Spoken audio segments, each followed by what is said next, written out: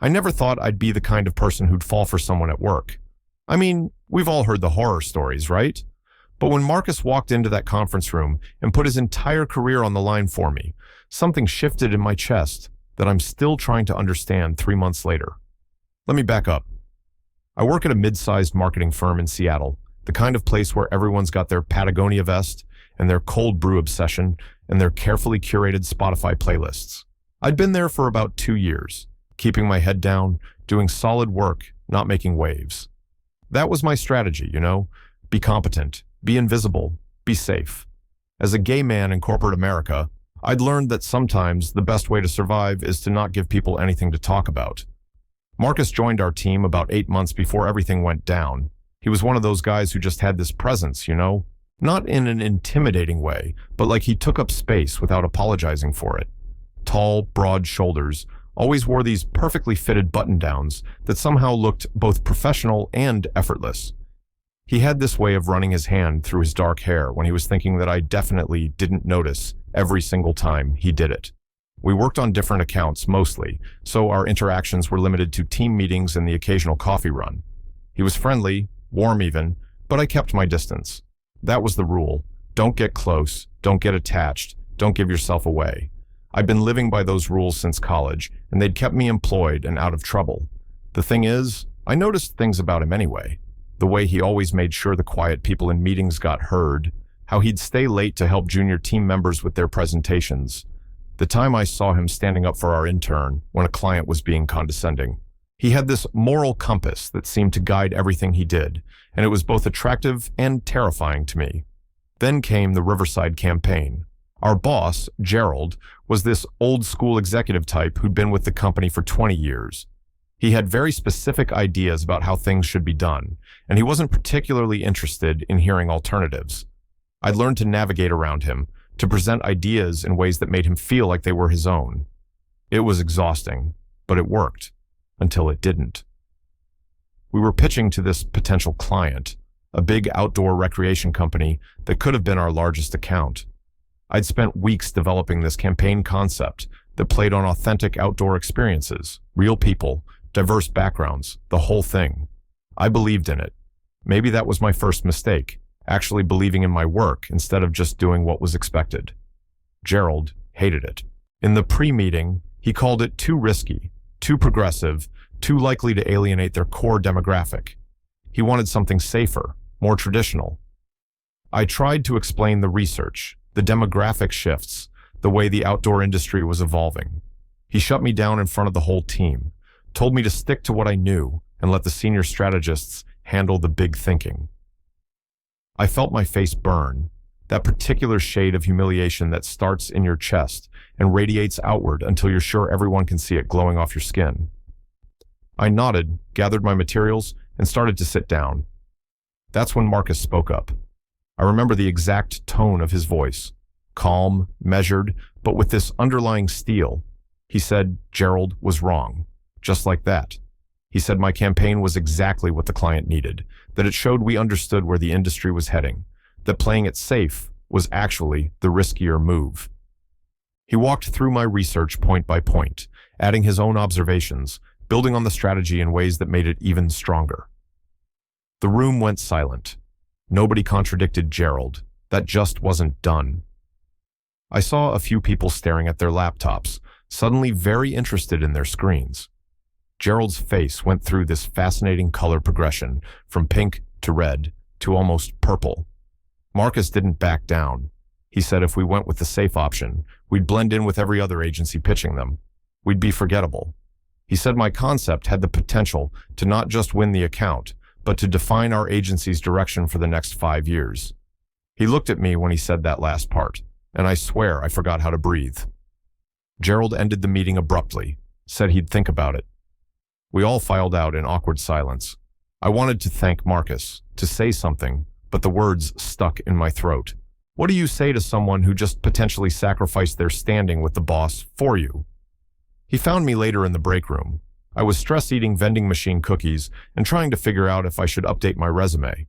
He walked in, grabbed a coffee, and leaned against the counter like nothing earth-shattering had just happened. "You okay?" he asked. His voice was gentle, concerned. I nodded, not trusting myself to speak without my voice cracking. He smiled, this small, understanding smile. Your campaign is brilliant. Don't let anyone make you doubt that. You didn't have to do that, I finally managed. Gerald's going to what? Fire me for advocating for good work? He shrugged. I've got a pretty solid track record. Besides, someone had to say it. But it wasn't just advocacy, was it? It felt personal, protective even. The way he'd defended not just the work, but me specifically. I'd spent so long making myself small, and here was this man insisting I deserved to take up space. We ended up using a modified version of my campaign. Gerald took credit for the innovative direction in front of the client, of course, but we won the account. It should have been a victory. Instead, it became the beginning of something I wasn't prepared for. Marcus started finding excuses to work with me. Collaborative brainstorming sessions, strategy reviews, coffee meetings that stretched into lunch. We'd talk about work, sure, but also about everything else. I learned he'd grown up in Vermont, that he was the oldest of 4 siblings, that he'd wanted to be a teacher before falling into marketing. He asked about my life too, really asked. Like, he genuinely wanted to know. I found myself looking forward to those meetings in a way that had nothing to do with work. The way he'd lean back in his chair and really listen when I talked. How he'd challenge my ideas, but in a way that made them better, stronger. The casual touches that started happening, a hand on my shoulder, fingers brushing when we both reached for the same document. Each one sent electricity through my nervous system. I knew I was in dangerous territory. This was exactly what I'd promised myself I wouldn't do. But being around Marcus felt like finally exhaling after holding my breath for years. He made me want to be braver, more authentic, more myself. Then came the promotion announcement. Senior Creative Director position. Marcus was the obvious choice. Everyone knew it. He had the experience, the track record, the respect of the team. It was supposed to be announced at the quarterly meeting. I was genuinely happy for him, even though it meant he'd probably have less time for our coffee talks. Gerald called me into his office 2 days before the announcement. My stomach dropped. Nothing good ever came from private meetings with Gerald. He sat behind his massive desk, fingers steepled, looking at me with this expression I couldn't read. I want to talk to you about Marcus, he said. My heart started pounding. I'm concerned about his judgment, his tendency to be overly familiar with team members, to blur professional boundaries. I knew exactly what he was implying. The careful language, the loaded pauses, someone had noticed. Or maybe Gerald had just decided that Marcus's defense of me meant something it shouldn't. In his mind, at least. I don't understand, I said, even though I understood perfectly. I'm going to be direct with you, Gerald continued. Marcus was in line for the Senior Creative Director position, but I can't promote someone who shows such poor judgment in professional relationships. I need to know that my senior staff understands appropriate workplace conduct. The words hit me like a physical blow. He was punishing Marcus for defending me, for being kind to me, for treating me like a human being worth respecting. There's nothing inappropriate happening, I said, my voice shaking. Marcus has been nothing but professional and supportive. He's the best person for that position. Gerald smiled, this cold, thin smile. I appreciate your loyalty, but the decision is made. I'm offering the position to Sarah instead. I wanted you to hear it from me first, given your working relationship with Marcus. I trust you'll be discreet. I left his office feeling sick. This was my fault. If I'd just stayed invisible, if I hadn't pushed back on the campaign, if I hadn't let myself enjoy those coffee meetings with Marcus, none of this would be happening. I'd broken my own rules, and Marcus was paying the price. I couldn't tell him. How do you tell someone they lost their dream promotion because they were decent to you? I avoided him for the rest of the day, claiming meetings and deadlines. He texted me that evening asking if I wanted to grab dinner. I said I was busy. The lie tasted bitter. The announcement came. Sarah got the promotion. She was qualified, sure, but everyone knew Marcus should have had it. I watched his face during the meeting. He smiled, congratulated Sarah, but I saw the confusion in his eyes, the hurt. He cornered me after, in the hallway outside the conference room. Hey, you've been weird since yesterday. What's going on? I couldn't look at him. Nothing. I'm fine. Congrats to Sarah. Look at me. His voice was soft, but insistent. I forced myself to meet his eyes. "Talk to me, please." And I broke. Right there in the hallway, I told him everything. Gerald's implications, the punishment disguised as a personnel decision, my guilt for being the reason he lost something he'd worked so hard for. The words tumbled out in this messy, desperate rush. Marcus listened without interrupting. When I finally stopped, breathing hard, he was quiet for a long moment. Then he said something I'll never forget. "Do you really think I didn't know exactly what I was doing when I defended you in that meeting? Do you think I'm not aware of what Gerald is?" I stared at him. "But your promotion was never worth more than doing the right thing. And you know what else?" He stepped closer, close enough that I could see the gold flecks in his brown eyes. "Getting to know you these past months, working with you, seeing how brilliant and creative and brave you are, even when you're trying to hide it, that's been worth more than any title." My throat tightened. "Marcus, you can't mean that." "I can, and I do, and I need to tell you something else, something I've been trying to work up the courage to say for weeks now." He took a breath. "I have feelings for you, real feelings, the kind that make me want to know what you're thinking about when you get that faraway look during meetings, the kind that make me notice what coffee you order and how you take your tea and the way you bite your lower lip when you're concentrating." The world tilted.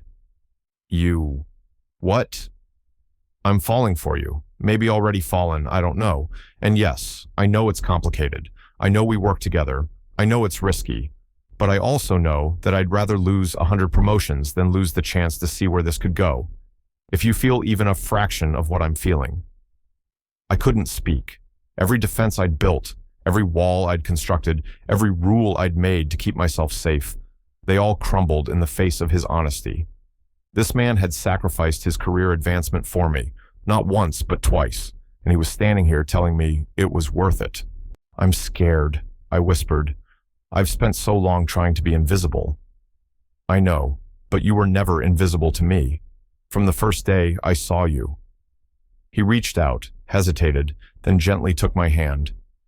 "And I'd like to keep seeing you, if you'll let me." I thought about all the years I'd spent playing it safe, the relationships I'd avoided, the connections I'd refused to make, the version of myself I'd hidden away to survive.